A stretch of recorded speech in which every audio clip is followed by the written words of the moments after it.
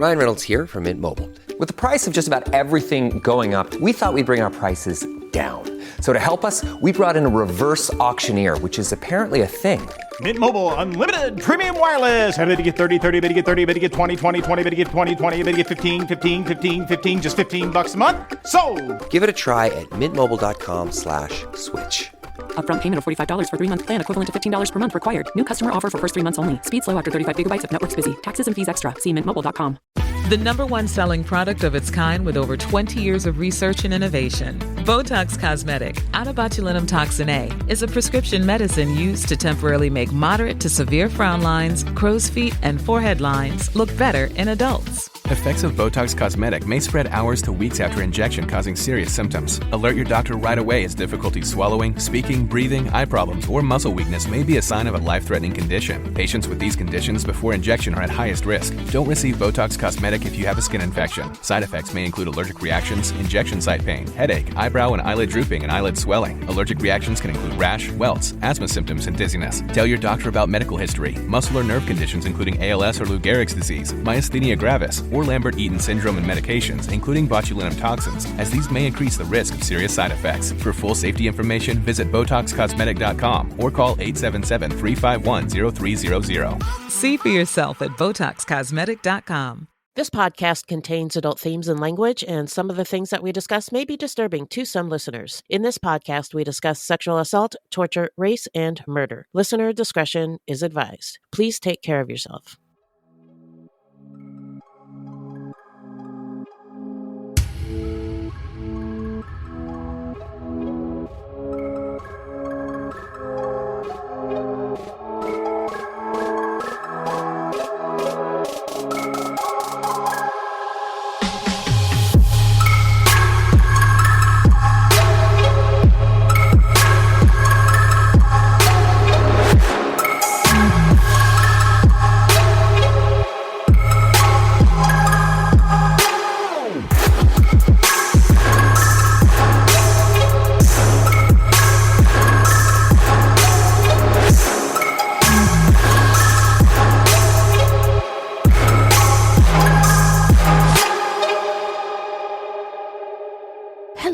Welcome to Fruitloops, Buiti Binafi, and Bienvenidos Bitches. Thank you so much for listening. Fruitloops is a true crime, history, and comedy podcast that delves into the often overlooked stories of serial killers of color and, more importantly, the victims. We take deep dives into the lives and crimes of these killers worldwide, while also examining the history, culture, and social factors that may have influenced their actions. And the reason that we cover these crimes is because they often go unnoticed by the public. And why is that? Because in the simplest of terms, the news is racist. Allegedly. And we are Wendy and Beth. She's Wendy, a Black Latinx woman, and I'm Beth, and I just happen to be white. That's just a little piece of who we are. Another piece is that although we are both fascinated by true crime, really fascinated by true crime, and we know a lot about it, keep in mind that we are not journalists, investigators, or psychologists, and the opinions expressed in this podcast are just that, our opinions. All right. Before we get into the episode, I just want to thank all of the fruities who are here with us for this live recording of episode 257. What? I don't have my shit together. There it goes. And we appreciate you all so much. We apologize we're not able to do a video club this month. We wanted to say we're so grateful for you, and we hope that you will appreciate being able to put this episode together as a Fruit Loops community. Yeah. So if you have any thoughts or comments, chime in however you feel comfortable in the chat with your mic or video. Also, feel free to do none of those things if you don't want to. And we're only recording the audio. So if you would like us not to use your name or voice, please let us know beforehand. And, you know, this is a safe space. We're going to talk about some tough stuff, but some real stuff. And we're going to make it do what it do. So, who are we talking about today, Beth? Well, today we're talking about Timothy Joseph McGhee, a notorious American gang leader and convicted serial killer from the Atwater Village area of Los Angeles. A high-ranking member of the Toonerville Rifa 13 Sereno gang, he was convicted of 3 murders but is suspected of many more. Yeah, I don't know if we've covered somebody quite like this. Yeah. So it was interesting. Yeah, it definitely was. So before we get into it, how you doing?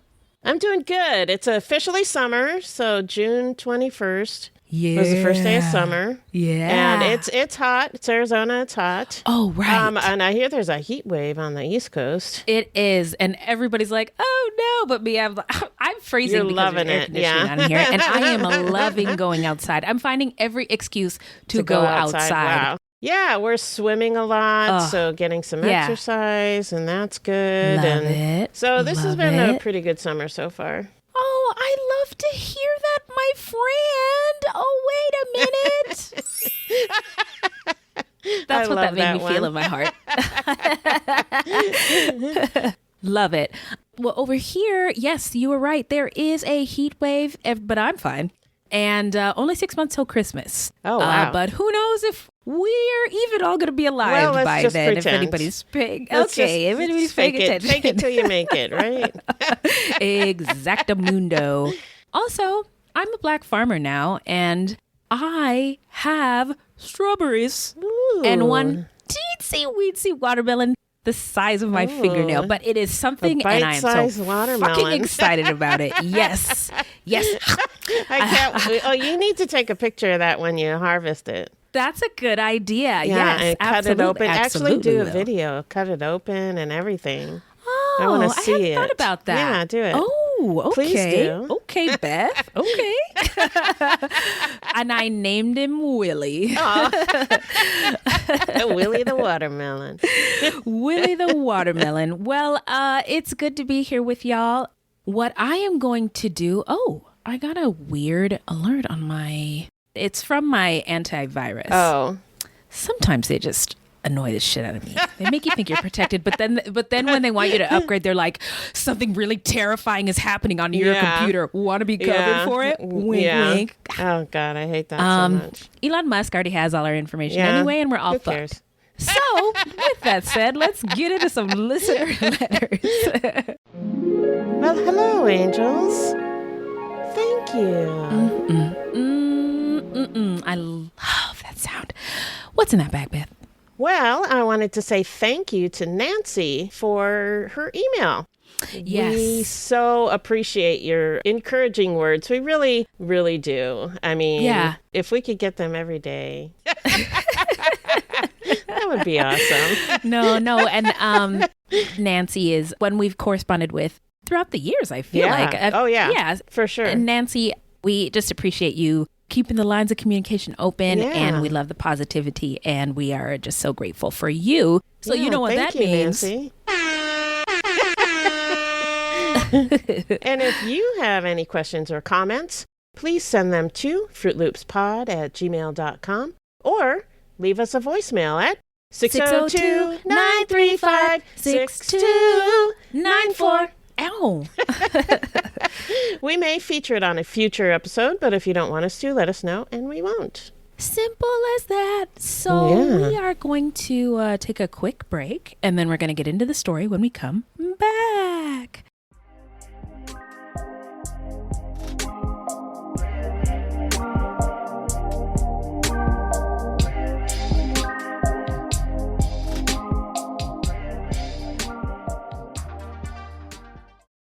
They say to only bring what you can carry. So with the all-new 2025 Ford Expedition Tremor, bring a lot. Like 3 dirt bikes, a few tents, an entire crew ready to make memories. A panoramic 24-inch display, and the confidence to push your limits. The all-new 2025 Ford Expedition Tremor. Always consult the owner's manual before off-road driving. Know your terrain and trail difficulty and use appropriate safety gear. Max payload varies based on accessories and vehicle configuration. See label on door jamb for carrying capacity of a specific vehicle. Always properly secure cargo. It's back to school season, and Clorox is donating 2 million disinfecting wipes to classrooms across America. Because back to school means things can get a little bit messy. Just ask second grade teacher Mr. Torres. Put me and just one Clorox wipe on a team? We can take on crayon smudges, sticky fingerprints on every surface, sneezes on the door handle, juice box explosion by the sink, snack crumbs, and don't even get me started on the bathroom passes. Clorox disinfecting wipes. Teacher's #1 wipe. Think about it. Bathroom passes. Clean feels good. Based on unit sales data. So I think we're okay to proceed. All right, proceed away. All right, we're back. Remind us, Beth, who is our subject today? Our subject today is Timothy Joseph McGhee, a gang leader who is officially linked to at least 12 murders and 10 attempted murders between 1997 and 2001. McGhee's unique background and extreme brutality made him a standout among gang leaders. He was a standout. I'll say that's such an, I mean, like they have employee reviews. Yeah. He was a Gang leader of standout. the year. Best in the business. Gang leader of the month. That's crazy.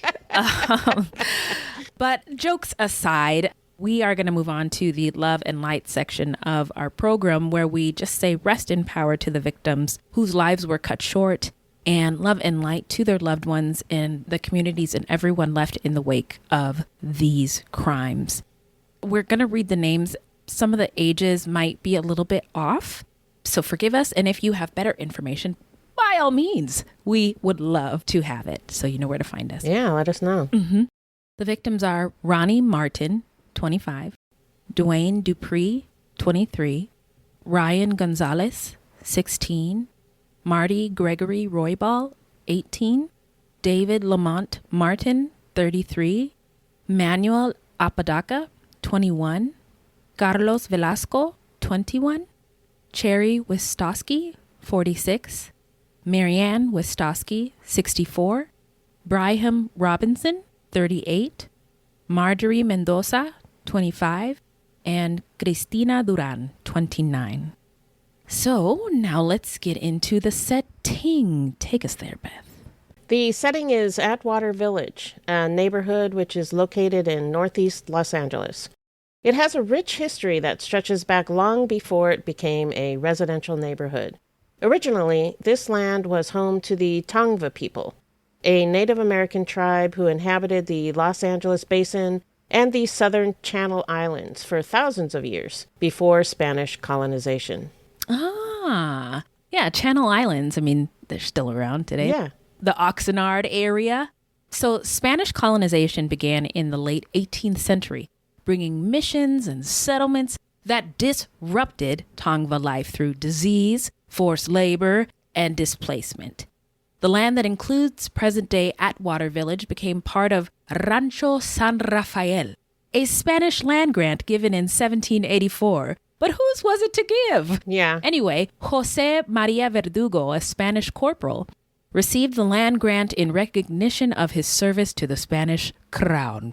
After California became part of the United States in 1850, the area saw gradual development, particularly in the early 20th century, when it was subdivided and marketed as a desirable suburb. This sounds so similar to what we see today. This marketing packaging land that belongs to other people. Yeah. It is so fucking gross.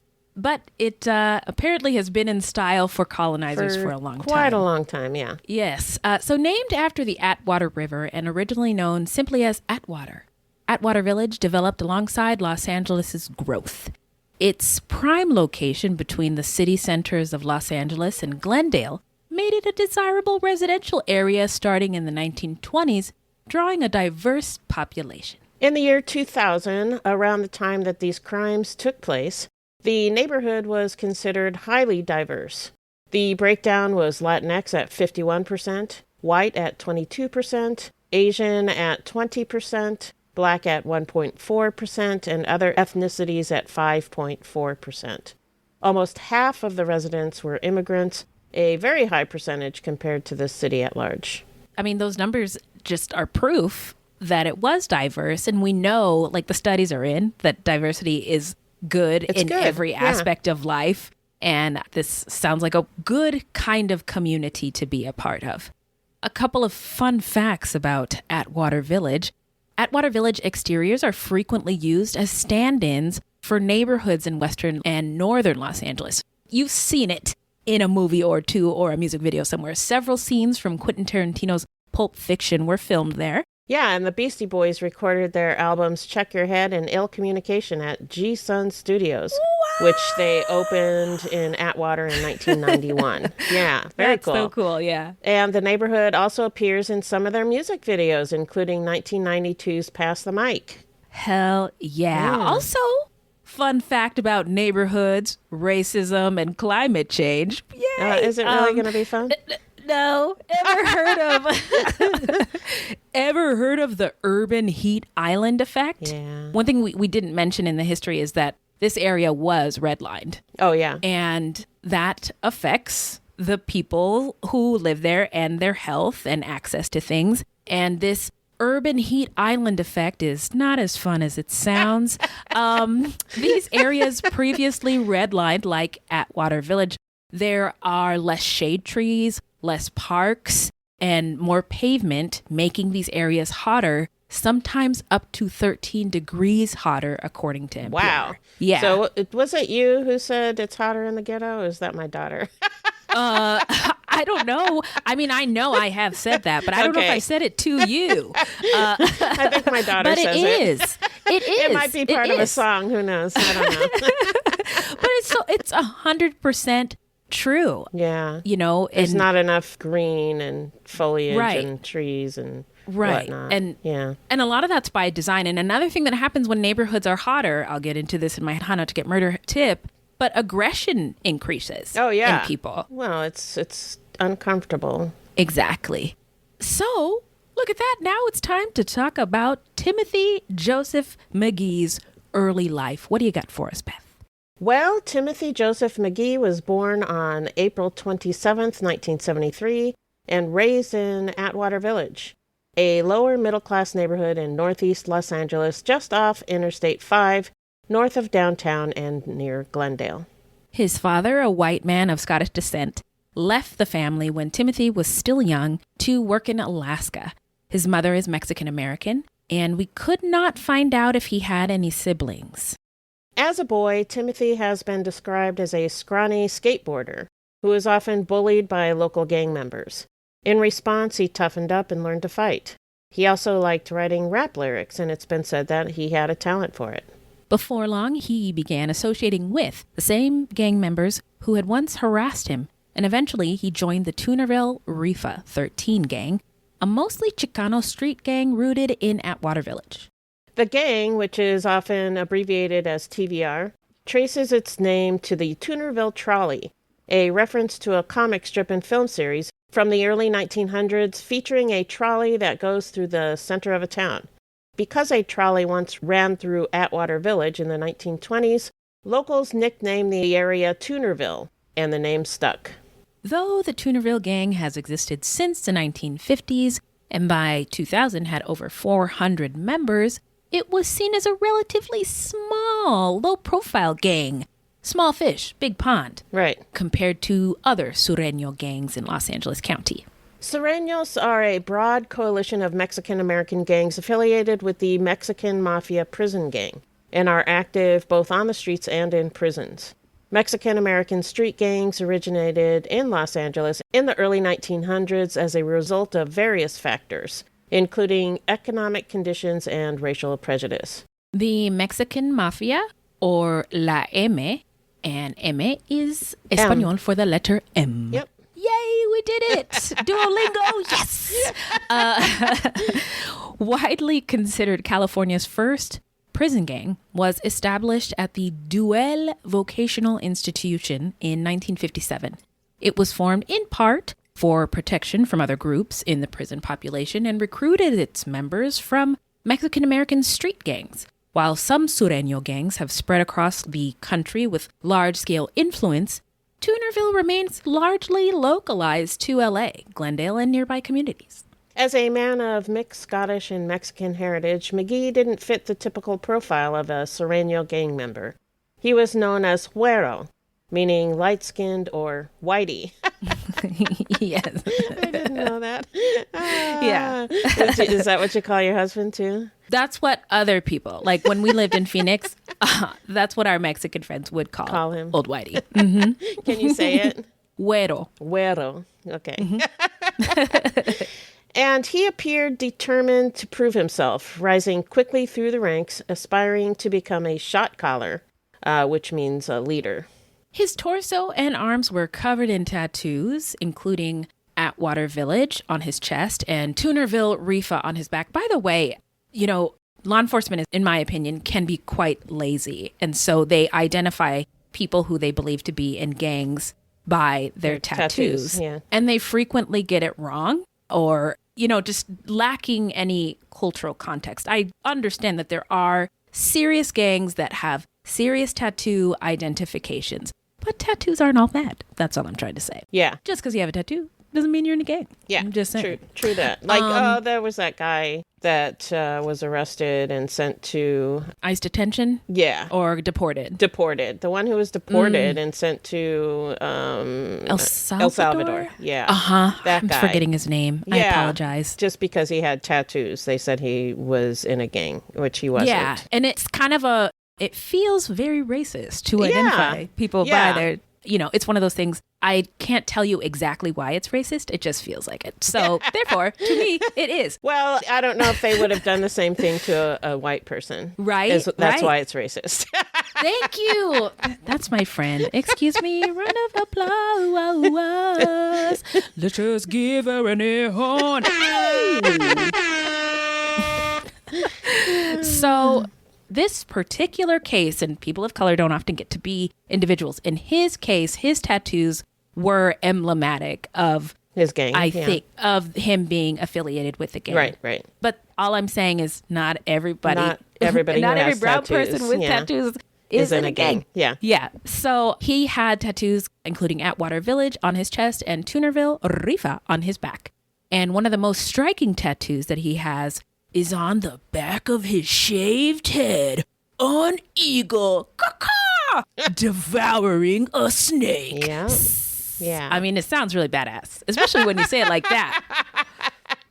And it is. And it's a powerful symbol from Aztec mythology tied to the founding of Tenochtitlan, or present-day Mexico City.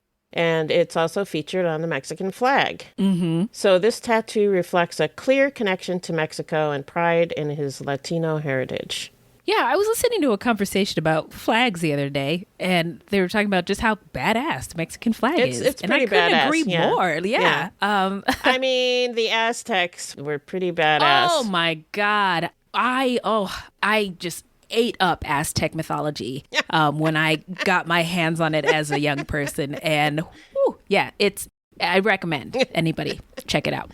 But now it's time for the timeline. So I will tell you how it all began. At the age of 16, McGhee took part in a drive-by shooting. As the vehicle passed a crowd of people, he fired a shotgun out the window, striking a man in the face with a spray of pellets. Thankfully, the man survived, but McGhee was sent to a youth detention center, a.k.a. a juvie. The facility was located near where his girlfriend lived, who happened to be pregnant with his child. When he was about to be transferred to a different facility in a different area, he attacked a guard, punching him and kicking him, with the belief that this action would stop his transfer. Somebody must have said, hey, if you start a row, they won't transfer you, or something like that. I don't know. Oh, interesting. It seems like an immature thought. He's 16. Yeah, that this one teenage kid could overwhelm an entire system that, he's in its clutches. Like, you can't do anything. But he was wrong. What? And when told he would still be transferred, McGhee replied, quote, well, next time I guess I'll just have to stab him, unquote. Which I don't know how that would solve anything. But go ahead, McGhee. Thank you. OG a true crime. She does it again. But when McGhee was released, he became a father. He eventually had 3 biological children and also helped raise 5 of his girlfriend's children. And he was described as a good father. However, he wasn't so good at staying out of trouble. At the age of 18, he assaulted a police officer, and in 1994, he was sent to a real prison. This wasn't juvie. He received a 4-year prison sentence and served 3 years of his sentence before being released in 1997. Later that year, McGhee was sent back to prison on a parole violation. But authorities believe that in what little time McGhee spent outside, his crimes were not limited to simple parole violations. Investigators believe that during McGhee's few months as a free man in 1997, he murdered a member of the rival Frogtown Reefa 13 gang, Ronnie Martin. A former Toonerville member later testified that McGhee described the killing to him, saying he and an accomplice confronted Ronnie in rival territory and demanded that he lift his shirt, which revealed a Frogtown tattoo, so they shot him. Ooh. In another incident that year, Rascals gang members Juan Gardiel and Pedro Sanchez were standing outside a gas station when two cars pulled up. Someone in one of the cars showed a rifle, and moments later, gunfire erupted. As the two men fled, a gunman chased after them. Cardiel was shot in the back and leg, leaving him paralyzed from the waist down. Sanchez was also shot in the back, but managed to escape into a mini-mart, where the shooter fired through the glass door before fleeing. Both men identified McGhee as the shooter, though their subsequent identifications of McGhee were more ambiguous. So this happened a lot with this case, is witnesses would identify McGhee, and then they would say later, oh, actually, I don't know if it was him, because they were scared. Right. But where are the witness tampering charges? Maybe at this point they didn't realize how dangerous he was. There was witness tampering. I think they were just scared of him. Oh, you know, okay. If you don't do anything, like you're not saying, if you testify, I'll kill you. Mm-hmm. But you're just this really fucking scary person. Mm-hmm. Yeah. Then that's not really witness tampering. No? I guess. I mean, you're not directly saying, I will kill you. You're just a really fucking scary person, and they don't want to fuck with that. Yeah. Yeah. Okay. I mean, I take it all back legally, I guess. I don't know. I'm just throwing that out there. That's a really good point. I mean, there's a lot of parallels. I mean, there's so many parallels to present day in this case, even though, you know, it's different. It's snippets here and there. I'm thinking of the Diddy trial with regard to the witness intimidation that came up in the Diddy trial. And so I don't know. Yeah, I don't know either, because I'm not a lawyer, so I don't really know. But that's just my guess, is you can't really charge somebody with witness tampering. If they're not really tampering, they're just kind of an asshole. So back to the story. As we mentioned, McGhee was sent back to prison in late 1997. He was released again in March 1999, and he moved in with his grandmother in the San Gabriel Valley.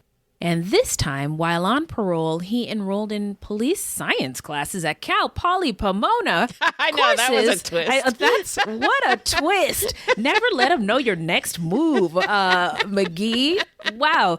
And courses that detectives believe he used to study law enforcement tactics. Pretty smart. On October 17th, 1999, while McGhee was again out on parole, gunfire erupted outside Echo Sound's music studio in Atwater Village, where a group had just wrapped up a late-night recording session. Around 11:40 p.m., the crew and artists were gathered on the studio's patio when at least two gunmen confronted them and began shooting without warning or provocation. Damn. Dwayne Draws Dupree, a 23-year-old bodyguard, was fatally shot and pronounced dead at the scene. He had been protecting rapper Ricardo Corrupt Brown, who was working on his album, The Streets Is a Mother, for Antra Records at the time.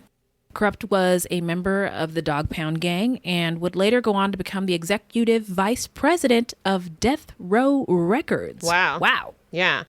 Record producer Delmar Daz Arnaud, a cousin of Snoop Dogg, was also there, but made it out unscathed.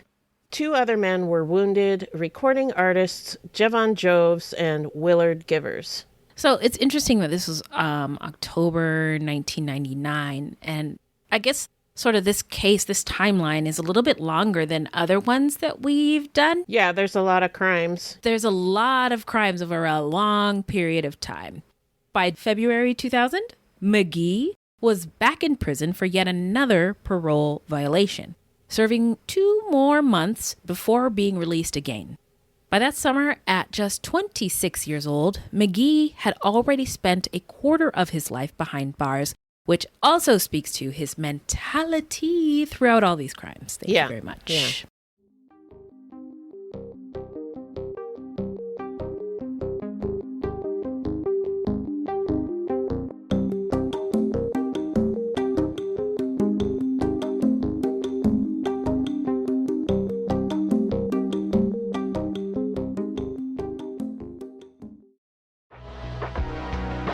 Leading a business today means constantly adapting. On the Executive Insights podcast, brought to you by AWS, global leaders share how they're making tough calls, testing bold ideas, and putting innovation into practice, generative AI included. If you're looking for real stories behind what's working, this is it.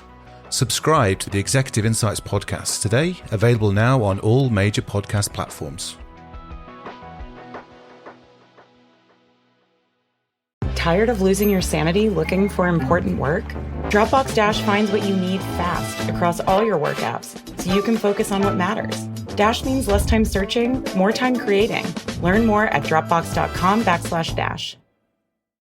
Each time McGhee was released from prison, police say crime spiked in Atwater Village. He gained a reputation not only as a gang leader, but as a so-called thrill killer, someone who seemed to enjoy violence. Gang activity reportedly surged even further when he rose to the level of shot caller, leading around 200 members. And I was reading that in these gangs, they don't really have like a hierarchy, not like the mafia or something like that. It's a little more loose than that, but... Yeah, I'm no gang expert. There's plenty out there.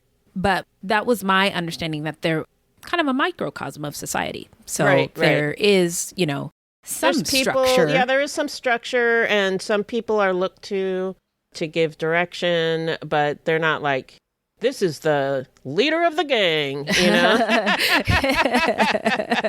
leader of the pack.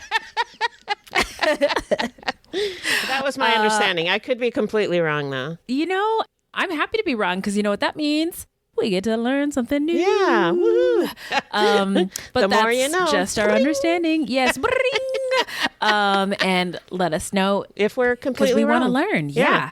So authorities allege McGhee ran his gang like a paramilitary force, posting armed lookouts with cell phones or walkie-talkies to patrol the streets. He demanded total loyalty, led members in calisthenics and weapons training, and drilled them in tactical maneuvers. His leadership, officials say, brought a wave of terror to northeast Los Angeles, with violence directed at rivals and civilians alike. On June 3rd, 2000, 16-year-old Ryan Gonzalez, a member of the Rivals Rascals gang, was shot and killed while walking home from a party. Investigators believe the motive was personal. Gonzalez shared McGhee's street name, Huero, and McGhee didn't think that there was room in the neighborhood for two people with the same nickname. That's what the police think, so take that how you will. I don't know if it's true. Okay, I don't know about that one. Yeah, that seems... There's a lot of that in this story. Like, this is what the police think, but I don't know. Oh. Yeah, we've learned throughout covering this that the police lie. Yeah, or they just make assumptions and they don't really know, and, But what they say is given so much credibility that I do not believe is deserved. So when I'm talking about, what I have heard the police convey to the public or whatever they say in these articles, is I try to just remember that's what the police claim. Exactly. The police that's what claim. the police said. The police I don't claim. know. Yeah. I don't know if that's true. Okay. Yeah. Okay. On July 4th, 2000, police responded to a robbery in progress involving suspects in a Honda.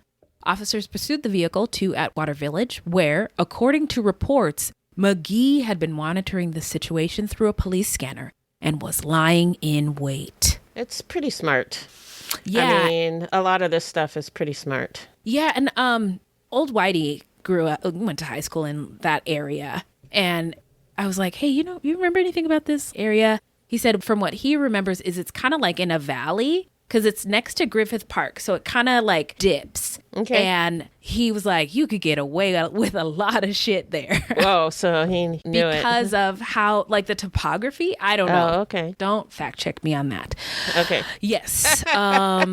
So he was lying in wait. All right. And then gang members placed a washer and a bicycle in the street to divert the patrol car. So they were waiting for him. They threw this shit in the street to divert the car. Yeah. Then opened fire on it. That's some military tactical shit. That's, like I said, he did some pretty smart stuff. Yeah. Both officers, Thomas Baker and Carlos Langarica, narrowly escaped being hit.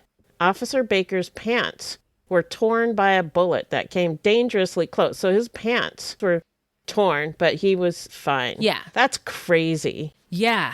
Wow. Yeah. Also, since nobody was killed, part of me wonders if this was a really intense intimidation tactic. It could have been, yeah. To let the officers know you can't really fuck with us around here. Of town. Yeah. And if you do want to come around here, we got to make some arrangements, like The Wire. Yeah, yeah.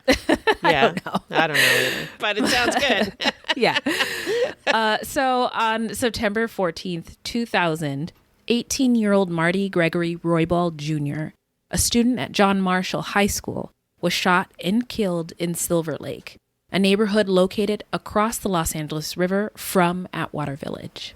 While some reports claim he was painting a picture at the time, others suggest he was spray painting or tagging. In any case, shortly after Roybal's death, 33-year-old David Lamont Martin was also murdered by gunshot, and authorities believe that Martin was killed because he may have witnessed Roybal's shooting. So, like, a lot of the stories are like, this guy was just painting a picture by the river, just minding his own business, when it sounds like he was tagging. So, I mean, that's no excuse to shoot and kill the man, but, Thank you. Or boy, he was a boy. Yeah, he was a teenager. Yeah, but still, it's not the same as they randomly shot an artist, Right. Yeah. I don't know. It's mind-boggling to me. It seems like it was just a young kid, tagging, which is, I believe, is an art form, graffiti. Yeah, it is, but it's more related to gangs than painting landscape is. I don't know what he might have been tagging, Maybe he was tagging something about Frogtown or something. I don't know. I just think they made it sound like he's just going around shooting artists painting landscapes, And that's not what he was doing. That's what the art. That's how the articles characterized it. Right. Okay, exactly. I misunderstood what you were saying. Oh, okay. I see. Okay, to make him seem more nefarious evil. than maybe he was. Right. Oh. Which, as I said, what do we say? What do we say at the top of every show? What did we teach you? There it is again. So, like I said, that's no excuse for shooting this boy, but it makes a little more sense. Yeah. Yeah. Thank you, Beth. Oh my God. I love it when you teach me stuff. So McGhee went back to prison again for a narcotics-related parole violation. And after serving time at the California Institution for Men in Chino, he was released in May of 2001. Within weeks, he was suspected in a violent spree that left 9 people shot over 5 months. 6 were killed and 3 were wounded. It began on June 11th, 2001 in the upscale Los Feliz neighborhood bordering Atwater Village near the Griffith Observatory. That night, 21-year-old Manuel Apodaca Jr., a Pomona resident and alleged member of the Rascals gang, was driving through the area with his pregnant girlfriend, Nina Guerrero. As the car traveled along, I hate to see these words, it's Los Feliz Boulevard, but everybody in LA says Los Feliz. Okay. As their car traveled along Los Feliz Boulevard near Interstate 5, McGhee allegedly opened fire. Apodaca was killed and Nina Guerrero sustained severe brain damage, but doctors were able to successfully deliver their child. That's really sad. Yeah. In July of 2001, 21-year-old Carlos Velasco was working at a furniture warehouse on North San Fernando Road in Atwater Village when he allegedly caught McGhee's attention. According to police, so remember that, McGhee drove by, saw Velasco, whom he didn't recognize, and ordered gang members to kill him simply for being an unfamiliar face in the neighborhood. The order was carried out and Velasco was fatally shot. On August 8th, 2001, Atwater Village resident Cherry Wizatsky, 46, her mother Marianne Wizatsky, 64, and their neighbor and friend Brian Robinson, 38, were murdered in a brutal triple homicide. That, I think in 2001, would have been shocking. In 2025, I don't know if it is anymore. Not quite as shocking, but still not horrible. Cool. Yeah, still horrible. McGhee is believed to be the gunman. The suspected motive? Cherry had reported drug activity at the home of McGhee's sister. On November 9th, 2001, 25-year-old mother of 3, Marjorie Mendoza, was fatally shot after she and her boyfriend, Dwayne Natividad, a member of the Pinoy Real gang, accidentally drove into an area where McGhee and his associates were allegedly lying in wait for rivals. Just after midnight, Natividad parked their Mitsubishi Montero alongside a curb when another vehicle pulled in front of them. 2 men emerged and opened fire. Dwayne was hit in the hand as he ducked. A 16-year-old girl in the back seat dove to the floor and was unharmed. However, Marjorie, riding in the passenger seat, was struck multiple times. Dwayne rushed her to the hospital, but she didn't survive. The ambush reportedly stemmed from McGhee's anger over the killing of a fellow gang member, Paulo Rodarte, earlier that day. A witness described one of the shooters as having a shaved head with a tattoo of an eagle devouring a snake. That same day, McGhee asked a friend, Cristina Duran, to retrieve a dropped cell phone for him from the scene. Cristina was unsuccessful in finding the phone, but was noticed at the scene, where she told a witness that she had lost something and was looking for it. When she left, she was pulled over by the police for running a red light. Police took her in for questioning, an interview that police recorded. She eventually implicated McGhee in the shooting. Christina told police that McGhee had done what he did in response to the murder of Paulo earlier that day. When released, they told her to stay away from McGhee. And by the way, the LAPD has been known to do this. They drop people who they know are affiliated with one gang and dropping them off in a place where another gang is affiliated. Oh, geez. On purpose. Yikes. Knowing their safety will be compromised. That's terrible. Not saying that that's what they did in this case. No, it's not what they did in this case, but still, that's terrible. It is terrible, and I feel like it wasn't great advice. Or that they could have done more for... Yeah, they didn't do anything to protect her. They just said, hey, stay away from McGhee. Good luck. She's like, okay. Yeah. So within 48 hours, on the night of Cristina's 29th birthday party, she was murdered execution style, shot 5 times behind the ear on the right side of the head. The police recovered that missing cell phone that, remember, she was looking for, right, which was linked to McGhee. Cell phone records showed the last call occurred shortly before the shooting. McGhee went into hiding. So now let's get into the investigation and the arrest. Hit it, Beth. After being officially charged with Marjorie Mendoza's murder, McGhee was placed on the U.S. Marshal's 15 Most Wanted Fugitives list on September 25, 2002. He was also featured on America's Most Wanted. After evading police for over a year, McGhee was arrested in Bullhead City, Arizona in February of 2003. Oh, look at which that. I feel like he fled to hell. Bullhead City sucks. Yeah, he fled to hell. Ooh, that's poetic. Look at this artist go over here. So after his arrest, police searched the trailer where he had been staying and discovered a notebook with the phrase, "Everything in this book is a work of fiction," written on the inside, which is like meant for my lawyer's eyes only, kind of thing. So right. you can't read it.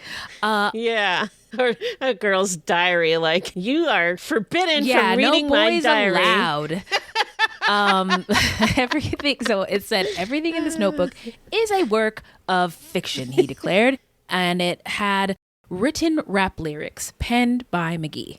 Many of his lyrics expressed a sense of pride and pleasure in taking lives, and, according to authorities, remember that, contained details about the murders which only someone who was there would know.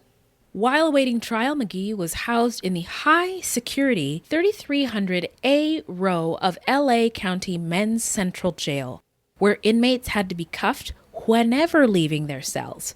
Authorities claim McGhee was the shot caller on the row, though he denied it. Yeah, he said it was ridiculous. That's ridiculous. Ridiculous! How dare you, sir?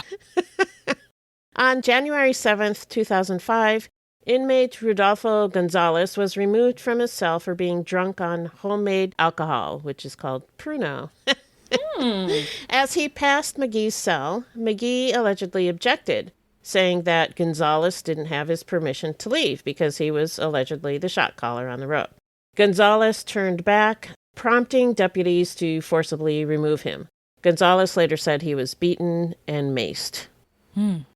McGhee, claiming he was upset at the treatment of his friend, admitted throwing a milk carton and an apple.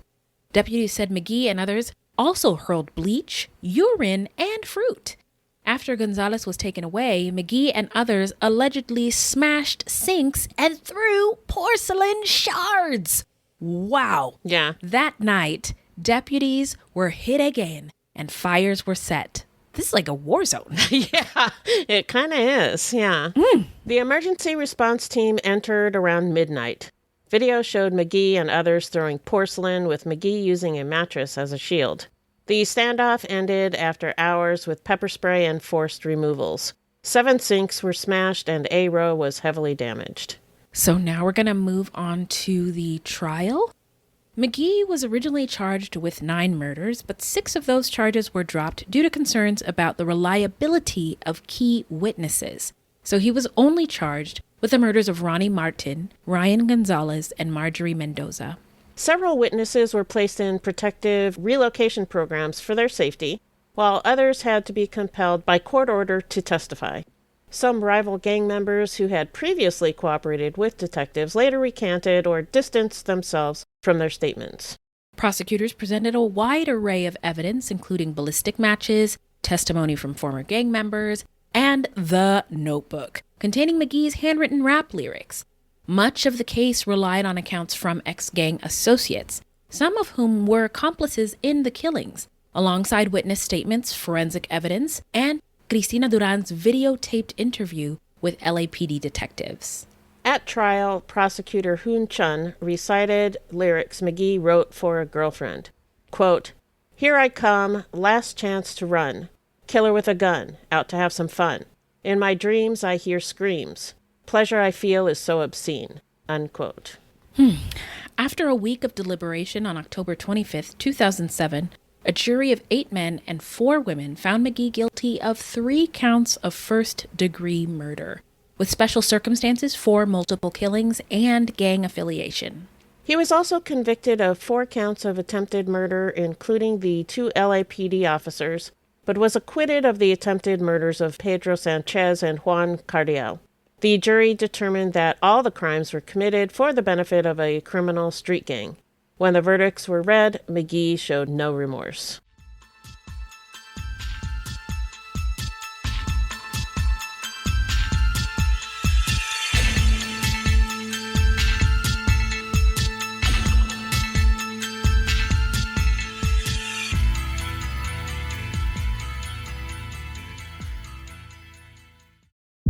It's Wednesday Addams.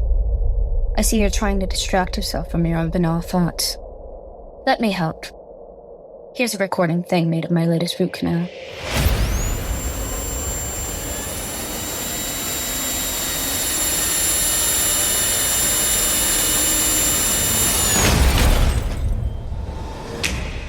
Wednesday, Season 2, begins August 6th, only on Netflix. On November 14th, 2007, after the Capitol murder trial ended, but before the penalty phase began, the Los Angeles District Attorney filed a felony complaint charging McGhee with crimes associated with the 2005 prison riot. In March 2008, McGhee was ordered to stand trial for his role in the prison riot.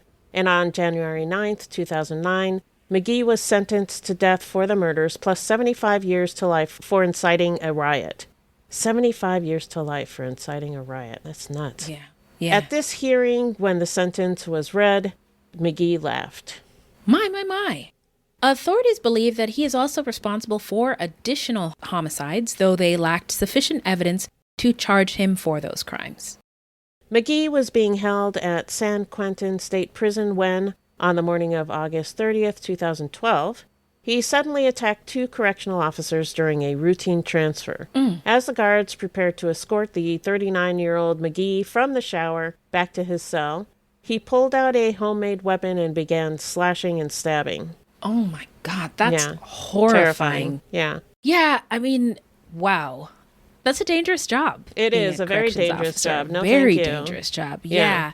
I know we've got fruities who are COs. Yeah. And it's for a lot of people, it's just a job. They make good money. Yeah. And it's a job. And to put your life on the line, that's terrifying. Yeah. Holy smokes. So the assault left both of those officers with serious injuries to their heads, necks, and arms.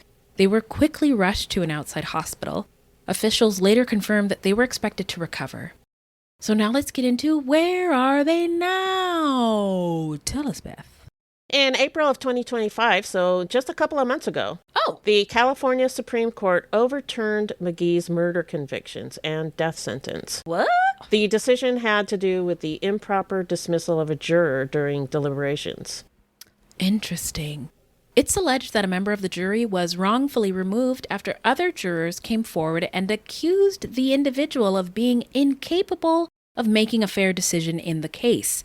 The juror in question allegedly expressed a distrust of law enforcement while deliberating with the others and told them, quote, "I'm not changing my mind," unquote. Wow. Yeah. The California Supreme Court justices ruled unanimously to overturn McGhee's convictions and sentence, and his case was sent back down to the Los Angeles County's district attorney, who has not yet said whether he plans to retry McGhee or seek the death penalty again. Oh, this will be interesting to watch for. However, McGhee is currently incarcerated at Kern Valley State Prison, and he is expected to remain there indefinitely, as he is serving an additional life sentence handed down to him under California's 3 strikes law. So he's not getting out. He is not getting out, which, based on what we've just conveyed in the timeline, I think is a good thing. Probably good for society. Yeah.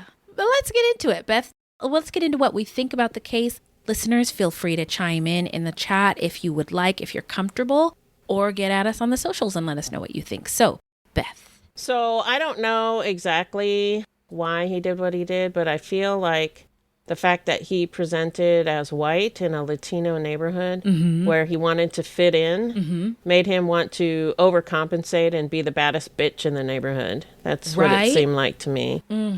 A lot of the articles, podcasts, and shows refer to him as an evil psychopath. And maybe he is. Okay. I don't know. Okay. Or maybe he got hardened by the streets and prison at a young age. Yeah. Maybe it's the same thing. Maybe he's both, I don't know. Yes. But in most of the articles I read, they talked a lot about the lyrics in the Notebook and how he talked about how he loved to kill, blah, blah, blah. But one article I read said he also wrote about his sense of worthlessness and self-loathing of needing to be forgiven for his sins and imagining taking his own life. And as Wendy always says, my friend Wendy over there, she always says, hurt people hurt people. So for whatever reason, he was in a lot of pain and he allowed that to make him angry and turn against other people. Yeah. One thing I wanted to say about the language used in his notebook. I was watching a poet, I think on Seth Meyers, talking about the language for success, described particularly the language around men's success. You're killing it in the boardroom. Oh, yeah. You crushed it. You smashed it. Beast mode. Kind of all these violent. Violent, yeah.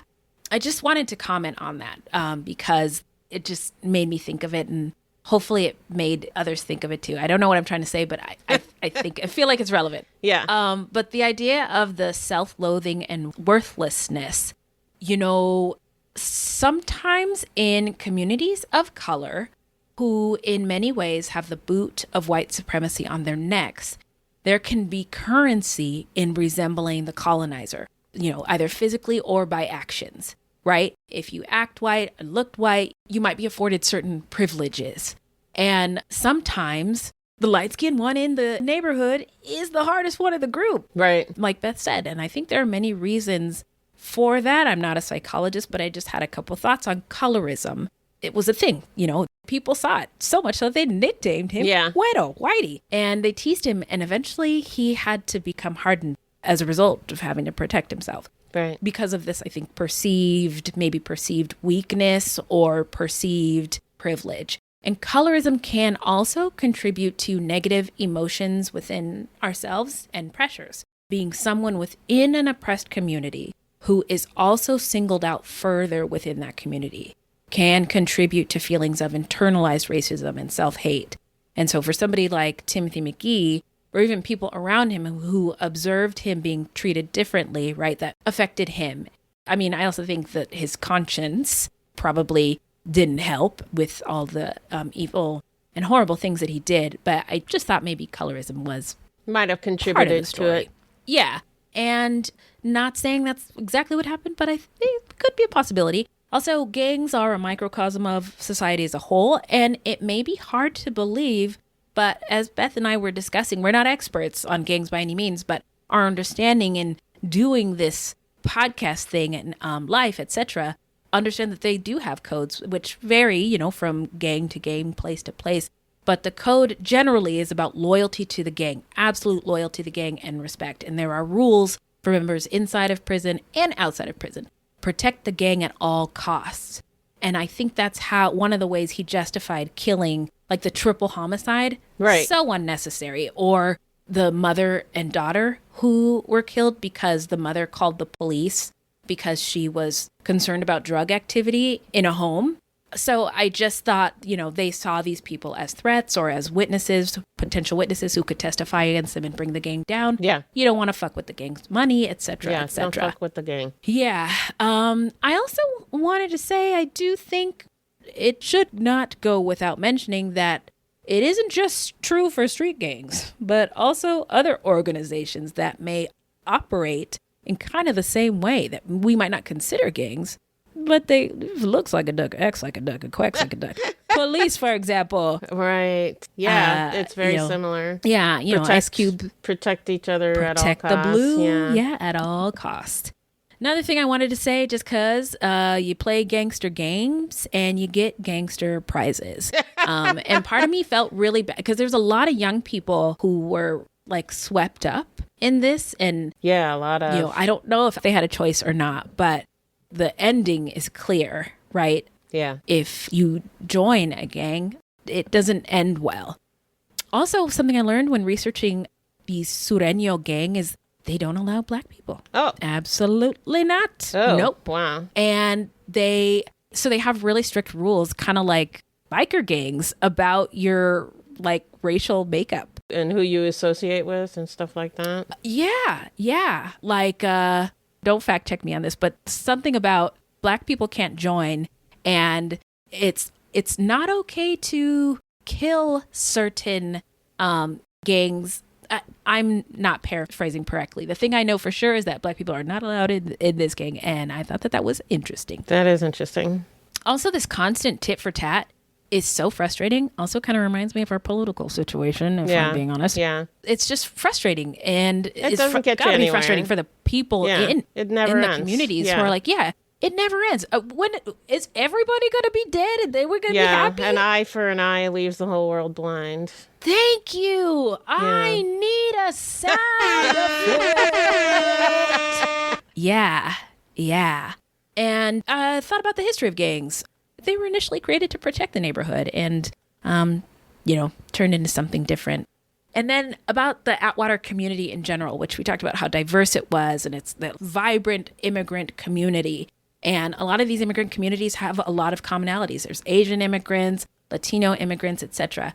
But white supremacy, I must say, seeks to lie, steal, kill, and destroy, and can have different communities in close proximity, like the ones in Atwater, who are not wealthy or white, fighting each other over crumbs.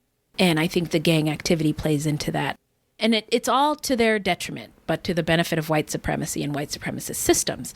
Now, the neighborhood's demographics, 2025, it's gentrified, more white. And Atwater Village is also not far from that Griffith Park area I was mentioning. And that's where people like the Kardashians like to go hike and film and, fake workout and stuff. Right. But that neighborhood was the victim of redlining, like we discussed, and it was deemed disadvantaged and low income because Black and brown people lived there. And these cycles of lack and then prosperity in neighborhoods are often to the detriment of the people who, established it, those immigrants and people of color who started that neighborhood. Right, they're pushed out. Yeah. And then all the Karens come in and buy houses and properties on the cheap. And then yes, exactly. And then their yoga studios. And suddenly this community is worth more attention and investment, right? Which seems unfair. It is unfair. Yeah. Is he a psychopath? Was it nature? Was it nurture? I don't know. Like Beth said, I think it's probably both. Lastly, rest in power to each and every one of the victims. And we just send love and healing energy to their loved ones and the community. So, anything else? Nope. Okay. Well, now we are going to get into the How Not to Get Murdered section of our show. If you love true crime and you don't want to die, here's a tip for you. This segment is not intended to be victim blaming. We thought of this segment because I read somewhere that a lot of people listen to true crime because they want to know what they can do to be safer. This is not meant to blame the victims. It's just learning from other people's experiences. All right, y'all, it is summer. We got more people outdoors. There are longer daylight hours. The youth, them, are all out of school. And it's hot, so aggression is up. But in this economy, let's use what we already have. Amen, to keep safe. We don't need to buy tasers or, swords or anything like that. We all have water bottles because it's hot. Those metal water bottles especially, use it as a weapon when you're carrying it around if you need to. That's right. Yeah. Hydrate and use it as a weapon if necessary. Also, you can use your body language and your voice as shields. For example, you can make it look like you're completely nuts by narrating your every move in public. If you suspect somebody's following you or like you don't want people around you. Just start talking to yourself, huh? Yeah. Say some crazy shit like, I thought I told you Tonka is not dead. He's in the basement. Or using your body language like, you're the fucking boss and you will kill anybody who gets in your way. I saw one thing on TikTok where this lady said to crouch down real low and just growl. Ooh, I love that. Yes. And if you have any free ways that we can use what we got, our body languages or our voices as shields to stay strong and be safe, you know where to find us. Yeah. Anything else, Fred? Nope, that's it. Crouch down and growl is my new favorite. That is fire. All right. Well, let's get into the shout out portion of our show where we shout out any content by or about people of color or any marginalized folks, or any true crime goodies. All right. Just a couple of things to mention here. Sinners is coming out on Max on the 4th of July. Watch it, everybody. I need to know what you all think. Also, podcast, Throughline. We shouted it out before, but they're specifically doing a series on Iran and the U.S. right now. Part 1 dropped this week. And for me, learning about history can put the present into context, helps me understand things a little bit better, and makes it less scary. So those are my we have shout-outs. A long history with Iran. Woo! Yes, we do. Yeah. What do you got, friend? I wanted to shout out a series on Netflix called Department Q. Oh, so we were talking about Scottish people earlier. Yeah, Scotland. Murder. Mm-hmm. Yes. So it's a Scottish crime thriller. So, because, it's set in Scotland, it's mostly white people, but one of the main characters is a person of color from Syria. Oh. There's a lot of women and people with disabilities or mental health issues like PTSD. Yeah. They kind of put this ragtag group of people together and they're solving crimes. Love it. It's really good. Okay. And what else you got? I haven't watched it yet, but on Disney Plus is a Marvel show called Ironheart. It's about out? Riri Williams. Yep. Ironheart from Wakanda Forever. So, yep, it's out. She's the favorite I didn't know I needed. Yes. This is very exciting. Yeah. Okay. So we are going to for sure be watching that. Nice. Okay. So just to recap, that's Sinners on Max, as well as the podcast Throughline, specifically the series on Iran and the U.S., and the series on Netflix called Department Q, spelled DPTQ, and lastly, Ironheart on Disney Plus. All right. And one more quick order of business, Fruities. Thank you so much for being here. We are going to be taking a little break for a few weeks, and we will catch you on the flip side. We love you. Thank you so much. Bye. Bye. All right, Beth, where can the people find us? Our website is fruitloopspod.com, and we use Fruit Loops Pod for all of our social media. The footnotes for each episode can be found on our website. Plus, check it out for the different ways that you can support the show. You can also join us on Patreon, where we have hundreds of hours of bonus content. You can also support us by supporting our sponsors, or by giving us a 5-star review. 5 stars only, please. Don't forget to subscribe. That's right. Now, this is a weekly podcast, and episodes drop on Thursdays. So until next time, look alive, y'all. It's crazy out there.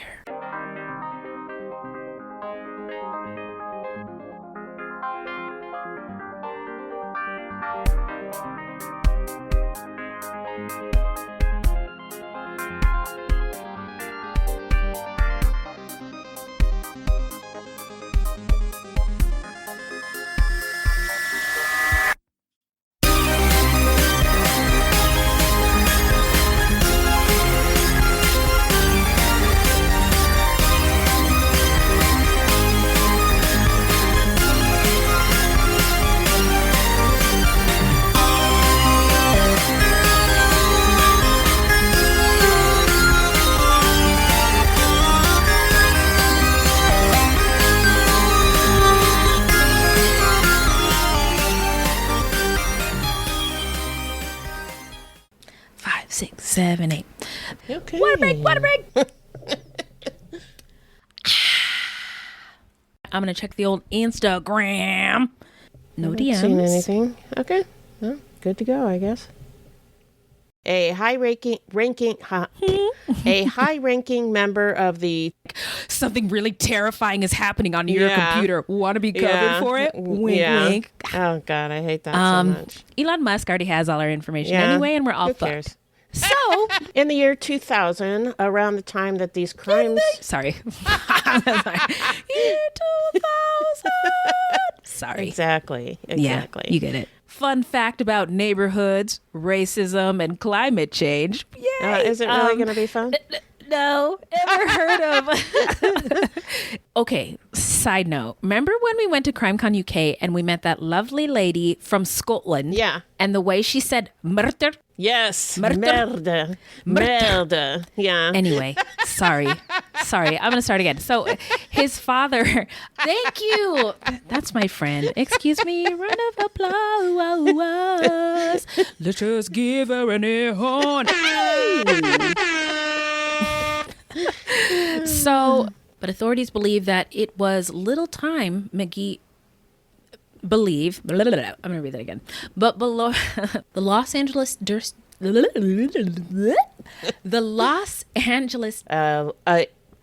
in North San Fernando where they I don't know why I'm having such a problem talking today. It's okay, friend. Into a mini mart. Yeah. Thank you, Beth. Oh my God. I love it when you teach me stuff. Oh my God, I have to tell you something. My daughter was like talking to me in her room, and she said like the F word, and I was like, why would you say that? And she's like, because I hear you recording your podcast and saying the F word. We're in a very small space now. I got it from you, Mom. I know. So whoops. I guess it's all my fault. Anyway, continue. My contacts need to come out, but not right now because I'm reading and I don't know where my glasses are. So on July 4th, he fled to hell. Bullhead City sucks. Yeah, he fled to hell. Ooh, that's poetic. Look at this artist go over here. It was ridiculous. That's ridiculous. Ridiculous. How dare you, sir? How dare you? How dare you? What is that Shakespeare thing that turn your nose at me or flick your thumb at me? I don't know. I'm sorry. I don't know, but it's very Shakespeare. Yes. How dare you, sir? So, okay, cool. Well, I'm going to stop the recording. I'll get the audio in the drive. Love seeing your face. You Sorry, too. my internet sucked tonight. I'll just see you on the internet. Sounds good. We'll see you. We'll see on you the flip side. We'll see you on the flip side. Okay. Okay, bye.